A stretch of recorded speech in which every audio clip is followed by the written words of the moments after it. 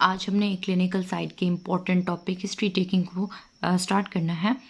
History taking patient से सबसे पहले जो भी आप प्री क्लिनिकल साइंस सीखते हैं ना, तो सबसे पहले आपको हिस्ट्री टेकिंग सिखाई जाती है। उसके बाद आप जाते हैं जनरल फिजिकल एग्जामिनेशन पे, उसके बाद आप जाते हैं डायग्नोसिस पे।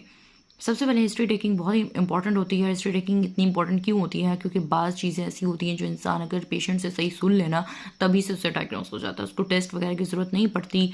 उसको ज़रूरत नहीं पड़ती कि वो बड़े बड़े टेस्ट लिख के महंगे टेस्ट लिख के दे कि ये करवाएं वो करवाएं। जो और अच्छे डॉक्टर की निशानी भी यही होती है कि वो अगर हिस्ट्री ले, पेशेंट सही हिस्ट्री ले और वहीं से डायग्नोस कर दे, कि मिनिमम पेशेंट को एफर्ट करनी पड़े अपनी बीमारी की डायग्नोसिस के लिए कि उसको मसला क्या है। और अगर हिस्ट्री ही सही ना ली जाए तो फिर पता ही कैसे चलेगा कि बीमारी है क्या, मसला क्या है पेशेंट के साथ। तो हिस्ट्री टेकिंग बहुत important medical point of view से सबसे पहला स्टेप होता है, जो एक प्री क्लिनिकल साइंस मतलब जब भी आप क्लिनिकल उसमें एंटर होते हैं स्टडी के अंदर, तो हिस्ट्री टेकिंग आपको सिखाई जाती है। इसके प्रोसेस होते हैं बहुत इंपॉर्टेंट होती है। इसको स्टेप वाइज आपने याद करना होता है, स्टेप वाइज आपने लिखना होता है, स्टेप वाइज पूछना होता है। आपको पूछना आना चाहिए और पेशेंट को और हिस्ट्री प्रेजेंट करनी आनी चाहिए। ठीक है, ये मेन चीज़ें होती हैं जो कि किसी भी इसके सिनेरियो में इंपॉर्टेंट है।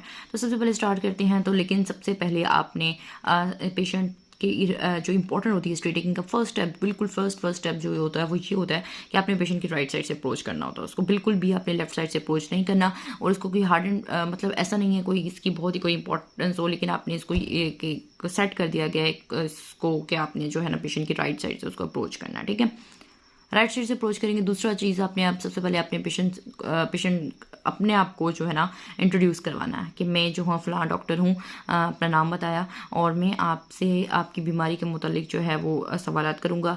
बाज़ पेशेंट्स होते हैं जो कि बीमारी का नाम सुन के मतलब उनको कोई बीमारी है तो वो थोड़े से घबरा जाते हैं। तो आपने ना मैं आपसे उस मसले के बारे में बात करूँगा जो मसला आपको अस्पताल लेकर आया, मतलब जो भी आपको मसला है उसके मुतालिक मैं आपसे बात करूँगा और उम्मीद है कि आप मेरे सवालात का जवाब देंगे और ताउन करेंगे। ठीक है, आपने वाजिब से स्टार्ट की, उसके बाद आपने स्टार्ट कर देना है अपनी तमाम पॉइंट्स को जो मैंने यहाँ पे लिखे हुए हैं। ठीक है, स्टार्ट करते हैं। सबसे पहले नेग्रोम को। नेग्रोम देख के परेशान मत हो जाइए कि नेग्रोम क्या चीज़ है।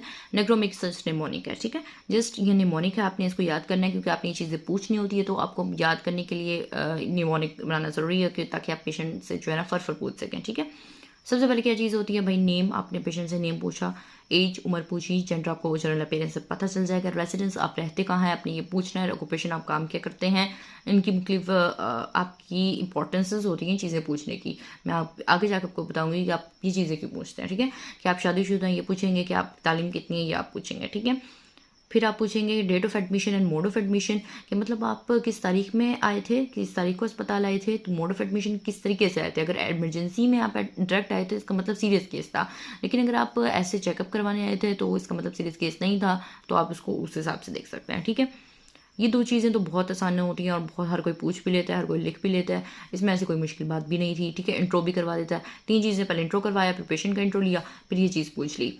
ठीक है, अच्छा अब जो गलती करते हैं ना, मेन जो सर दर्द होता है ये चीज़ होती है, इसमें गलती कर देते हैं। प्रेजेंटिंग कंप्लेंट 3 गलतियां करते हैं, तीनों गलतियां लिख दी मैंने। कि सबसे पहले अपनी मेडिकल टर्मिनोलॉजी इसका इस्तेमाल नहीं करना।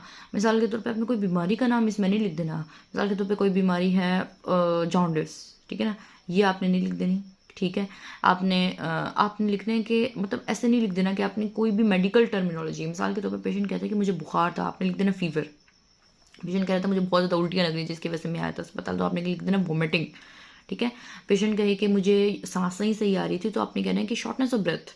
ठीक है ना, अपनी कोई डिस्निया, मतलब डिस्निया वर्ड होता है ना जिसकी वजह से शॉर्टनेस ऑफ ब्रेथ, जिस डिस्निया को कहते हैं, डिस्निया वर्ड नहीं लिख देना। पेशेंट का अपना लफ्ज़ इस्तेमाल करना जो पेशेंट ने बोला था। क्या बोला था कि मुझे सांस की दुश्वारी थी, तो आप लिख देंगे this is shortness of breath. ठीक है, इस तरह से ये इंपॉर्टेंट चीज़ होती है। तीसरा ये कि मिनिमम में कंसाइज होनी चाहिए, बड़ी बड़ी डिटेल्स बिल्कुल नहीं लिखनी, ऐसे नहीं अच्छा मतलब बिल्कुल भी नहीं लिखनी बड़ी बड़ी डिटेल्स के। मतलब आपने लिख दिया कि patient has fever and also develop this and this and this, आपने सिंपल सी मतलब चीज़ लिखनी है, फीवर, वॉमिटिंग।